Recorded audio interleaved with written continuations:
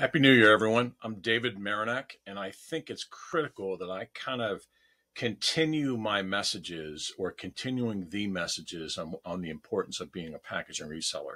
As a matter of fact, we'll call these Marinak Musings, and today's title would be Protecting Products, Delighting Customers, the Significance of Packaging Resellers. Let me kind of tell you a quick story. I remember when I got into this business 30 some years ago, and that of course was pre-internet. We weren't dealing with cell phones, so in order to kind of make cold calls or find new clients, it was literally knocking on doors. It's B2B, so it wasn't like we were knocking on households, but being able to find industrial parks back in the early 90s. And drive to them and hope that somebody would answer the door, or hope that we could find a way to get in the door. It's really just comical that, again, back then we didn't have all these sophisticated key cards or eye recognition or hand recognition to allow people in and out of a factory. You could walk in through a back door most likely. And I oftentimes had safety goggles, not these, but safety goggles that I'd put on and walk through the back door. And that was the way that literally went against the grain to try to find out and look around and see what a company used, what kind of packaging they used. Was it dirty? Was it greasy? Was it smelly? Whatever that was. But the key thing I wanted to say back then was we didn't have the ability to just do some research in advance, or to be able to kind of see, something online like we can now about a particular company, and then see that they have a subsidiary nearby, meaning you might be able to put two and two together and figure that maybe they use the same type of material as another factory or another sister company.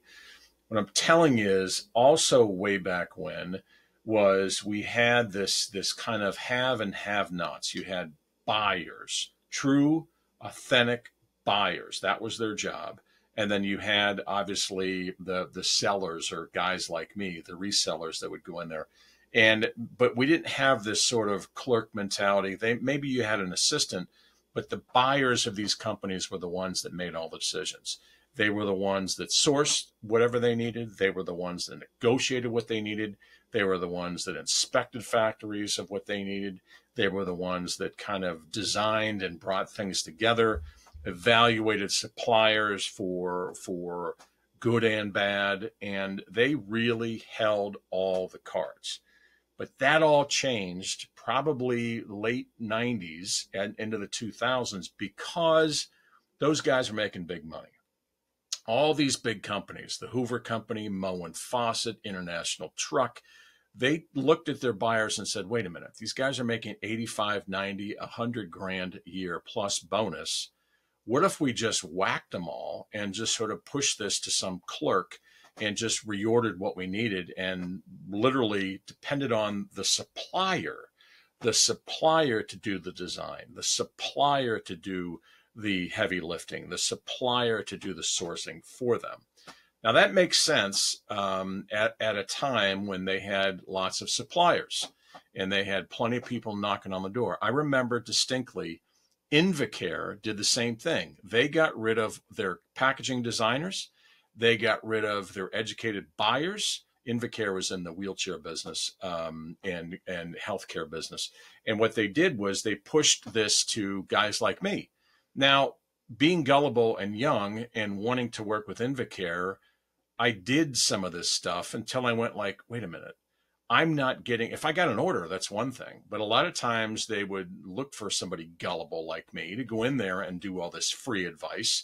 And then they'd turn around and give it back to an original supplier, or they'd turn around and give it to somebody else, which, okay. So that happened a few times and I went, wait a minute, that's not going to happen again. But the opportunity as a packaging reseller now, fast forward to now, a lot of those companies don't have buyers anymore, of course, like I said.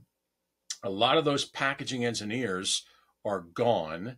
And a lot of the companies that had their own sales reps that were manufacturing and supplying to the Moens, to Invacare, to American Greetings. They could walk in because they could represent the factory and say, I got a press that can do that. I've got a machine that can turn this out. I can turn this around away. Those guys are all gone. They're all gone. Those companies don't have sales reps like they used to. They need packaging resellers to be able to work with them, to represent them, to get their products in front of the customer. That's why I'm amazed at how many packaging resellers right now assume, or just as we near into 2024, they're desperate. They're like, what can I sell? I need an order. I'm like, this is crazy. You're needed as a packaging reseller now more than ever. You can carry in and connect with multiple suppliers from different places. For example, you can work with companies that actually have a disposable type of solution, another one that has more of a reusable type of solution, maybe somebody that's in paper, might be something in plastic, maybe a combination of paper and plastic. All that stuff that's for packaging resellers to be able to understand. How many companies are out there that don't have sales reps as packaging resellers that even understand how important you are and can be? If you're able to tell this story, that you can represent multiple factories, you can bring these people together, excuse me, and you are able to teach, train, enlighten the end user of what's possible, what's possible from a cost advantage, what's possible from a eco-friendly, sustainable standpoint, what's possible from a handling whatever their customer needs. For example, if they're selling into big retail, they have their own rules and regulations for what they require to fit on a store shelf, or materials to use, or story to tell. All this stuff, a packaging reseller should know this by the back of their hand, but they don't. We've just allowed these guys to drive around and hope they get it. As a packaging reseller, you have an opportunity right now to be a really, really solid partner for your customers and totally crush it if you have the backbone to know what you bring to the table. If you don't know, let me help you and tell you you are super critical. And by the way, this nonsense that you're going to get by on 1 or 2% profit margin is BS, total bull. You don't need to settle for that stuff. You are needed. You are needed now more than ever. So let me kind of wrap this up. And here's what I was saying. Like I said, a lot of the manufacturers are short-staffed. They need somebody wherever you're at, whether it's in your city, whether it's in a particular industry that you become really good at. There's a lot of need in particular industries for somebody that can represent different materials and different structures. I can help you with that. There's also, what's really pathetic is the manufacturers themselves here, especially in the US, which is terrible, but they just don't care. They're happy with it, whatever order they get. They're okay with just saying, hey, well, we're going to be a little bit late. How late? 6 weeks, 6 months. I don't know. You find any packaging in that's critical to a company. Let's just say aseptic packaging. This video isn't about aseptic packaging, but here's the point. Aseptic packaging made in the US is literally at a 6-month lead time. Now, who can operate on a 6-month lead time? But did you know that there's other aseptic packaging suppliers that you can get that have a month lead time? Most people don't know that. Most people don't know that their quality is actually even better than most US suppliers. And this isn't China.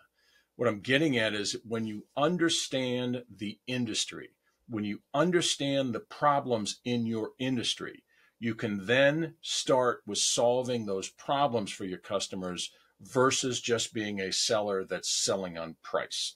I can be a penny cheaper than the other guy. I can have something better than the other guy for half a penny less. Guys, that's nonsense. You have so much opportunity here to really crush it if you put 2 and 2 together. So, critical things to understand. Proper packaging and the significance of packaging resellers is not going away. In fact, it's needed more than ever. And don't forget, your customers are relying on you for eco-friendly, sustainability, recyclability, all that lingo, it's your job to teach them. When you teach them and show them what's possible, you become a trusted partner. When you are a trusted partner, you then are able to lock and load in such a way that you are now making more and more margin. You are actually being able to kind of carry this product to them, or inventory this product for them, so they don't have to take it immediately. It's this partnership here that builds 20, 30, 40% profit margins that last. So that's my point. Packaging resellers needed more than ever. You are such a significant part as we go into 2024. Don't sell yourself short. Thanks. I hope you enjoyed that episode. If you want to see more, here's another video that you can check out, and I hope you enjoy it. Thanks.